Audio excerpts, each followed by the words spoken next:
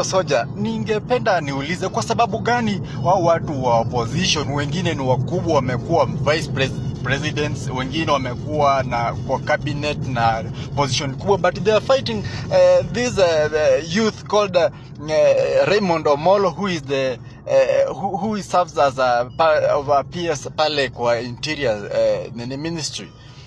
Kwa Kijaluo tunasema yien man golemo emibayo gikide, yani mti ambayo iko na matunda ndio narushiwa mawe.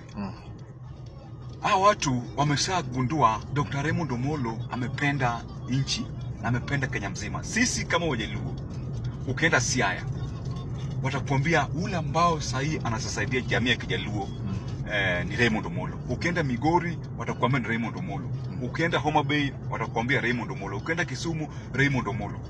Huyo ndio mtu peke yake sahihi nakwambia Wajaluo wanaweza tokelezea kwa barabara wakifanya maandamano kwa sababu ya ukiguza Raymond Omolo. Kwa sababu roho yake ni ile roho ambao ya kusaidia wa Kenya.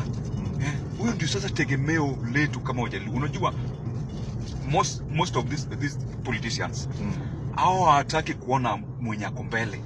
Kila mtu anapigania kuwa mbele.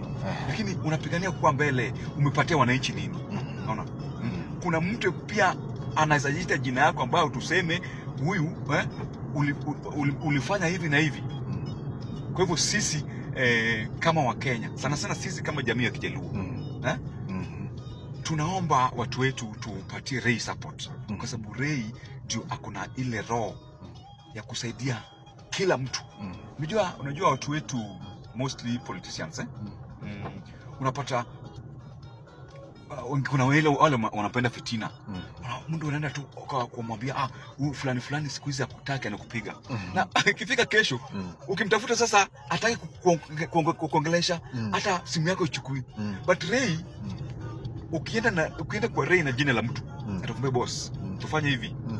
Hebu niambie tu mambo yako ambayo imekuleta. Mambo ya mtu achana nayo.